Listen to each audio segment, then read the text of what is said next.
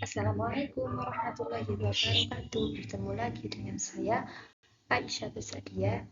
Di sini saya akan menjelaskan tentang buku yang berjudul Pengantar Studi Islam, di mana pengarangnya ini adalah Bapak Dr. Taufik Abdillah Syukur M.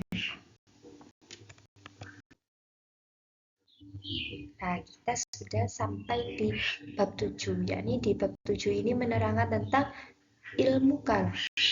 Nah, di sini nanti akan ada beberapa pembahasan, yaitu pengertian dan tujuan ilmu kalam, kemudian latar belakang lahirnya ilmu kalam, selanjutnya aliran-aliran dan paham dalam ilmu kalam.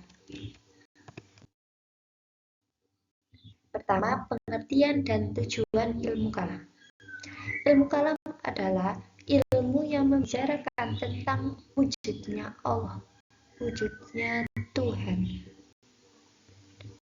sifat-sifat yang mesti ada padanya, sifat-sifat yang tidak boleh ada padanya, dan sifat-sifat yang mungkin ada padanya, serta membicarakan tentang Rasul-Rasul Tuhan untuk menetapkan kerasulannya dan mengetahui sifat-sifat yang mesti ada padanya, sifat-sifat yang tidak boleh ada padanya, dan sifat-sifat yang mungkin ada padanya. Nah, arti perkataan al-kalam ialah kata-kata yang tersusun yang menunjukkan suatu maksud. Nah, di kalangan para ulama terdapat perbedaan pendapat berkaitan dengan mempelajari dan mengajarkan dan juga menyusun ilmu kalam. Sebagian berpendapat bahwa mempelajari, mengajarkan, dan menyusun ilmu kalam itu dibolehkan. Dan inilah pendapat yang umumnya terdapat di kalangan Ahlus Sunnah, yaitu pendapat semua pengikut Al-Asy'ari dan Mu'tazilah. Sebagian kecil ada ulama yang tidak membolehkan mempelajari dan juga mengajarkan dan menyusun ilmu kalam tersebut, dan ini adalah pendapat yang umumnya diambil oleh kalangan muhaddisin. Nah, dilihat dari segi kandungan, peran dan juga fungsinya, ilmu kalam ini juga dinamakan dengan ilmu tauhid. Nah, yaitu apa sih maksud dari yang tadi? Yaitu ilmu yang mempelajari tentang kepercayaan kepada Tuhan Yang Maha Esa dan tidak menyekutukan Allah, dengan tujuan menetapkan keesaan Allah dalam zat dan perbuatannya, dalam menjadikan alam semesta, dan hanya ialah yang menjadi tempat tujuan terakhir alam ini. Kemudian selanjutnya yaitu latar belakang lahirnya ilmu kalam. Terdapat sejumlah teori yang digunakan para ahli untuk menjelaskan latar belakang lahirnya ilmu kalam. Yang pertama, teori politik, dan yang kedua adalah teori internal dan eksternal. Sekarang kita bahas yang teori politik. Teori politik antara lain digunakan oleh Harun Nasution. Ia misalnya mengatakan bahwa persoalan politik antara Ali bin Abi Thalib dan Muawiyah tentang perebutan kekuasaan yang diselesaikan dengan jalan arbitrase oleh kaum Khawarij itu dipandang bertentangan dengan ajaran Islam. Menurutnya, bahwa penyelesaian sengketa dengan arbitrase bukanlah penyelesaian menurut apa yang diperintahkan oleh Tuhan. Dan oleh karena itu, pihak-pihak yang menyetujui arbitrase ini telah menjadi kafir dalam pendapat kaum Khawarij. Dengan demikian, Ali, Muawiyah, Abu Musa al-Asy'ari, dan Amr bin As menurut mereka telah kafir. Kafir dalam arti keluar dari Islam, yaitu murtad. Dan orang murtad wajib dibunuh. Nah, mereka pun memutuskan untuk membunuh keempat pemuka ini. Penentuan seorang kafir atau tidak kafir bukanlah lagi soal politik, tetapi soal teologi. Kemudian yang kedua adalah teori internal dan eksternal. Nah, teori ini antara lain dikemukakan oleh Hanafi. Menurutnya, bahwa kita tidak akan dapat memahami persoalan-persoalan ilmu kalam sebaik-baiknya kalau kita tidak dapat mempelajari faktor-faktor yang mempengaruhi pertumbuhannya. Faktor ini sebenarnya banyak, akan tetapi digolongkan kepada dua bagian tadi, yaitu faktor internal dan eksternal. Nah, faktor internalnya yaitu faktor-faktor yang datang dari dalam Islam dan kaum muslimin itu sendiri. Dan yang faktor eksternal, faktor yang datang dari luar mereka, karena adanya kebudayaan lain dan agama-agama lain yang bukan Islam. Menghadapi berbagai pandangan dan pemikiran tersebut, Tuhan memberikan bantahan dengan alasan yang meyakinkan dan memerintahkan kepada Nabi Muhammad SAW agar menjalankan dakwahnya dengan mengemukakan berbagai argumen dengan cara yang bijak dan santun. Berbagai bantahan dengan alasan tersebut merupakan kandungan kajian ilmu kalam. Aliran-aliran dan paham dalam ilmu kalam, yaitu yang pertama aliran Khawarij, yang kedua aliran Murji'ah, yang ketiga aliran Mu'tazilah, dan yang keempat aliran Ahlus Sunnah wal Jamaah, yakni Asy'ariyah dan Maturidiyah. Sekarang kita masuk dalam pembahasan aliran Khawarij. Secara harfiah, Khawarij berasal dari kata kharaja yang berarti keluar. Adapun menurut istilah, Khawarij adalah para pengikut Ali bin Abi Thalib yang meninggalkan kelompoknya karena tidak setuju dengan sikap Ali bin Abi Thalib dalam menerima arbitrase sebagai jalan untuk menyelesaikan persengketaan tentang khalifah dengan Muawiyah bin Abi Sufyan. Pemimpin aliran Khawarij ini yang pertama adalah Abdullah bin Wahab ar-Rasidi yang dianggap sebagai ganti dari Ali bin Abi Thalib. Aliran ini selanjutnya terbagi kepada beberapa sekte, diantaranya Al-Muhakimah, Al-Ajaridah, Al-Suftriyah, dan Al-Ibadiyah. Selain itu, kaum Khawarij secara umum memiliki pandangan politik dan ketatanegaraan.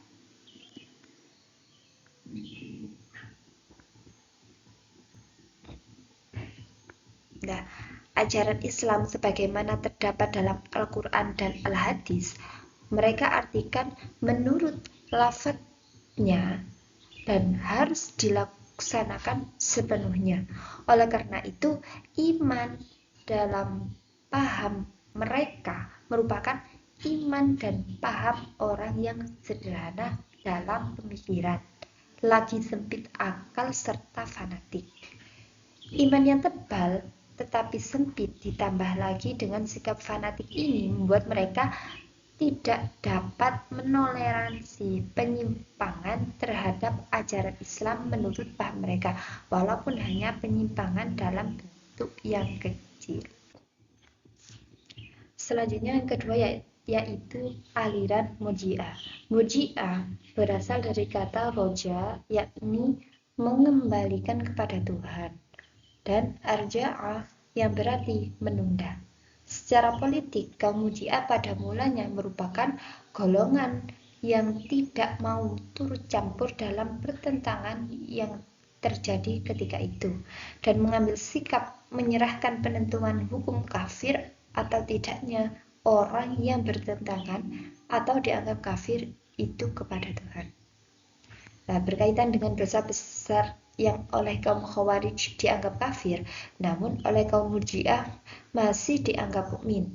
Bagi mereka bahwa orang Islam yang berdosa besar itu mengakui bahwa tiada Tuhan selain Allah dan bahwa Nabi Muhammad SAW adalah Rasul Allah. Dengan kata lain, orang yang demikian itu tetap mengucapkan dua kalimat syahadah yang menjadi dasar utama iman. Oleh karena itu, orang yang berdosa besar menurut kaum Murji'ah masih dianggap mukmin dan bukan kafir. Dengan demikian, bagi golongan ini yang terpenting dan diutamakan pada seorang mukmin adalah imannya dan bukan perbuatannya. Atau dengan kata lain bahwa perbuatan tidak memengaruhi keimanan seseorang.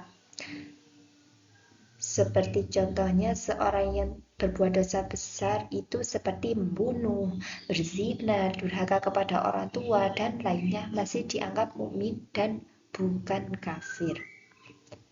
Selain mengandung arti menunda, kaum Murji'ah juga mengandung arti kaum yang memberi harapan atau roja bagi orang yang berbuat dosa besar. Harapan ialah bahwa orang yang berbuat dosa besar tersebut masih ada harapan yang mendapatkan rahmat dan ampunan dari Tuhan sehingga ia bisa masuk surga. Kaum Murji'ah sebagaimana juga kaum Khawarij terpecah belah pada beberapa golongan yang secara umum terdiri dari golongan yang moderat dan ekstrim. Golongan Murji'ah yang moderat berpendapat bahwa orang yang berdosa besar bukanlah kafir dan tidak kekal di dalam neraka, tetapi akan dihukum dalam neraka sesuai dengan besarnya dosa yang dilakukannya. Dan ada kemungkinan bahwa Tuhan akan mengampuni dosanya, dan oleh karena itu mereka tidak akan masuk neraka sama sekali. Kemudian, ajaran Murji'ah yang ekstrim dengan tokohnya Al-Jahmiyah serta para pengikut Jahm bin Safwan berpendapat bahwa orang Islam yang percaya pada Tuhan dan kemudian menyatakan kekufuran secara lisan tidaklah menjadi kafir, karena iman dan kufur tempatnya hanyalah dalam hati, bukan dalam bagian lain dari tubuh manusia. Orang yang demikian masih dianggap mukmin dan tidak menjadi kafir. Sungguh pun ia menyembah berhala, menjalankan ajaran agama Yahudi atau Kristen yang menyembah salib, menyatakan percaya pada Trinity dan kemudian mati. Orang yang demikian itu bagi Allah tetap merupakan seorang yang mukmin dan sempurna imannya.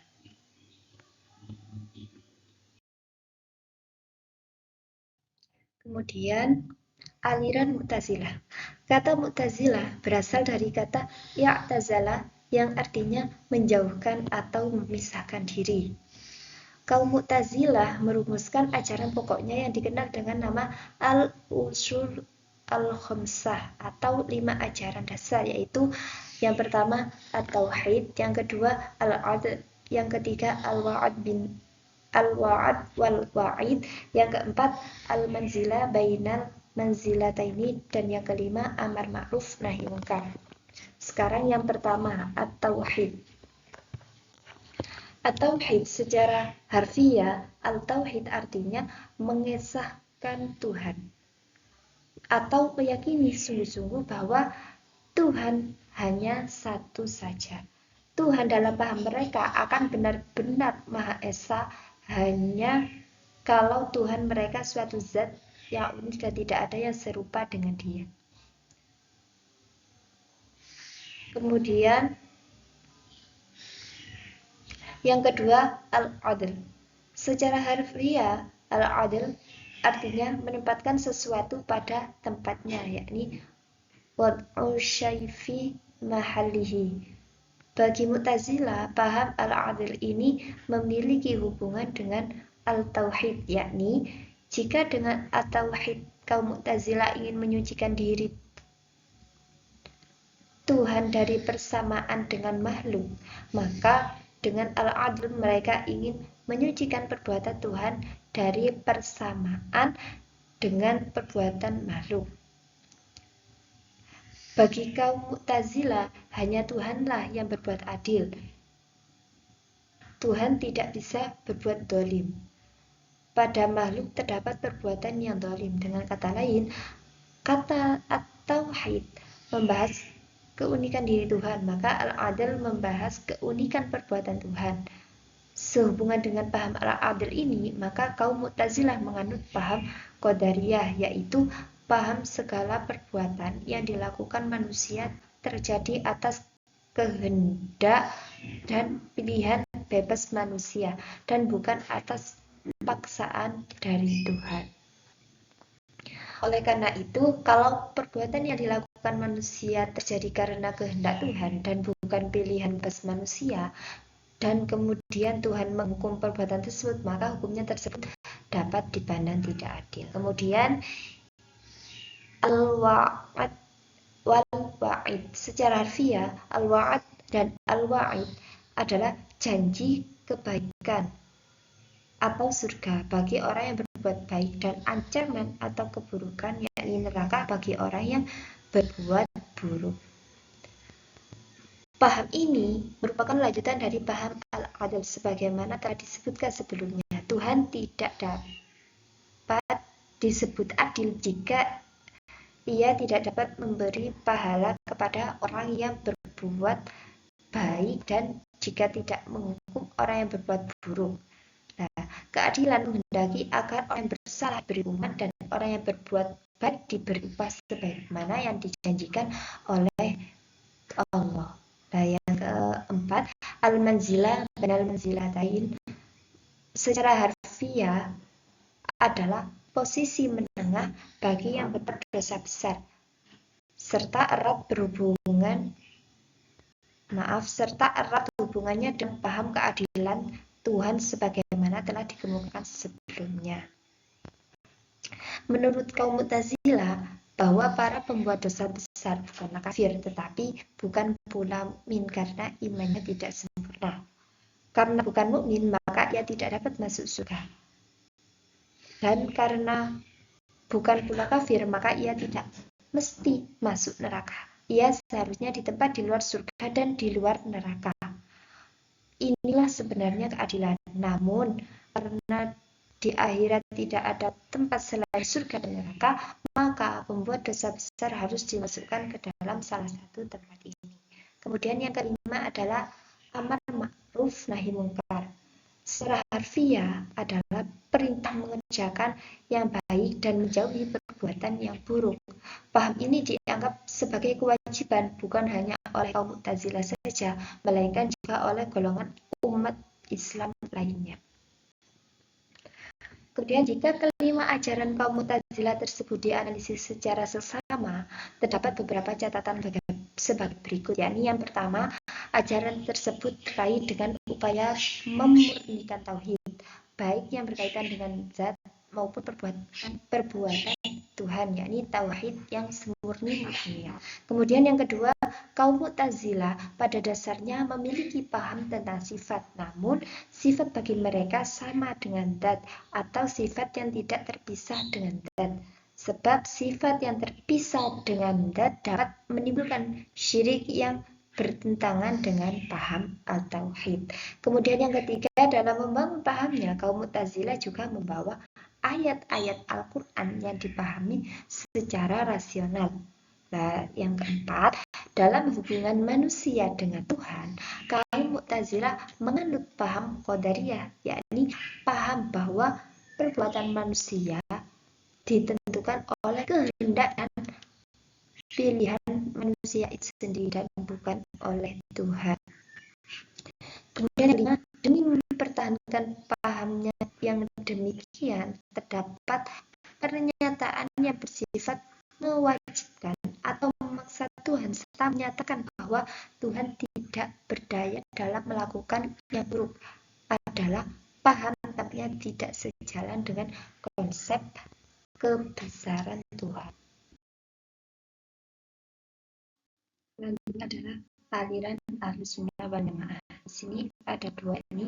Asy'ariyah dan Maturidiyah. Yang Asy'ariyah adalah suatu paham teologi yang dinisbahkan kepada Abu al-Hasan Ali bin Ismail al-Asy'ari, lahir di Basra 873 Masehi dan wafat di Baghdad pada 935 Masehi.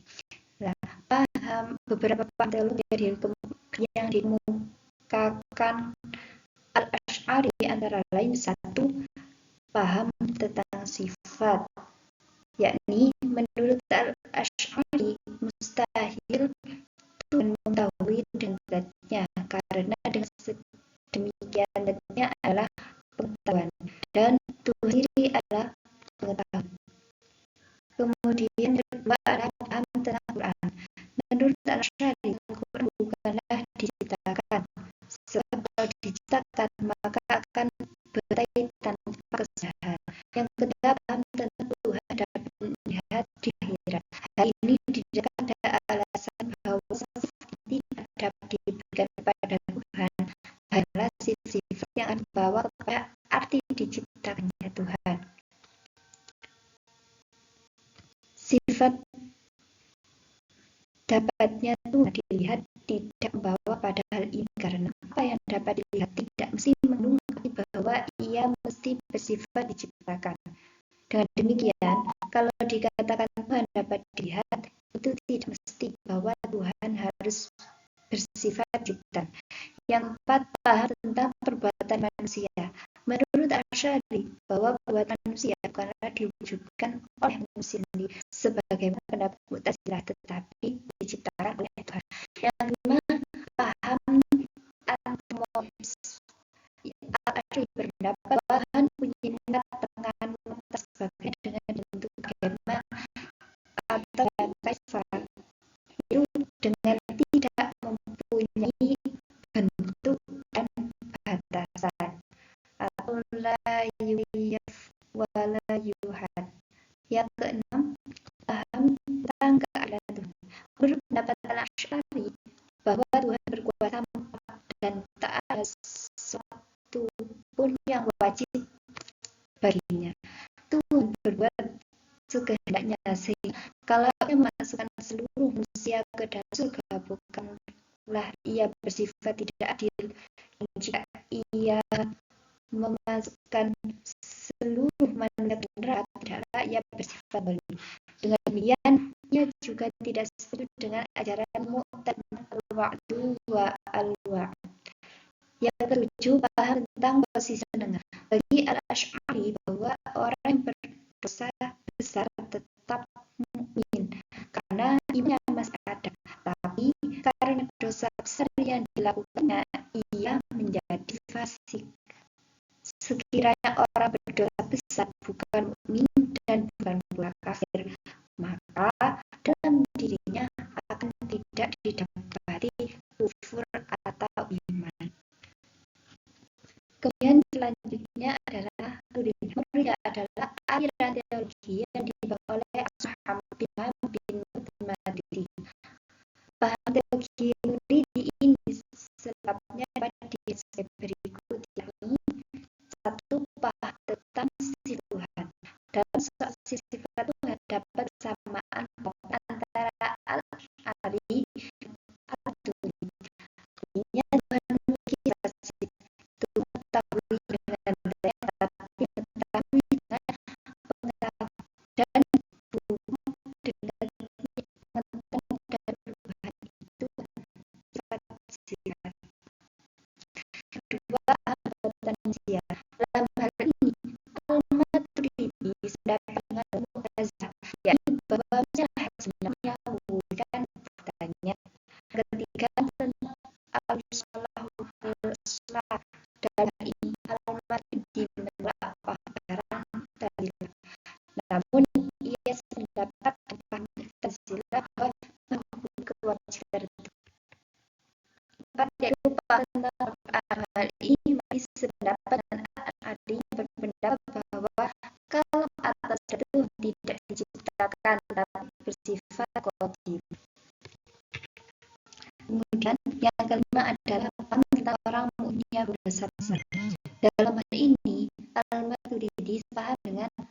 Asy'ari yang mengatakan bahwa orang yang berdosa besar masih tetap mukmin dan dosa besarnya akan ditentukan Tuhan kelak di akhir.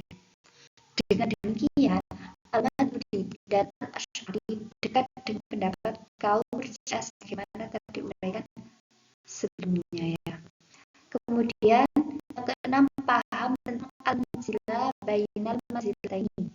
Dalam hal ini Al-Maturidi menolak posisi di Mu'tazilah. Yang ketujuh, paham tentang al-wa'd wa al-wa'id. Dalam hal ini Al-Maturidi sama dengan kaum Mu'tazilah.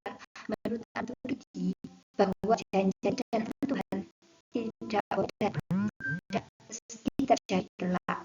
Yang delapan, paham tentang antropomorfisme. Dalam hal ini Al-Maturidi sepaham dengan Mu'tazilah. Ia tidak sependapat dengan Al-Asy'ari yang mengatakan bahwa ayat-ayat menggambarkan Tuhan mempunyai bentuk jasmaniah, tak dapat diberi interpretasi atau takwil. Mendapatkan buatan wajah dan mesti diberi arti atau kiasan. Paham kalau Al-Maturidi memiliki banyak penghulu. Dengan Al-Maturidi ini paham teologinya berada di antara Mu'tazilah dan Asy'ariyah. Namun jika Pak Al-Asy'ari, hal ini dapat dilihat ketika teologi tersebut hanya dipahaminya dengan mutlak, yakni tentang perbuatan manusia dari dan antropomorfis atau al-mutajaz. Paham bahwa Tuhan memiliki bentuk tawakan. Dengan demikian, bersalah jika al-didikkan dalam as-sunnah wal jamaah. Seperti itu ya. Terima kasih dan mohon maaf apabila ada salah kata atau salah dalam tutur bahasa juga penulisan. Terima kasih. Sampai berjumpa di bab yang selanjutnya. Assalamualaikum.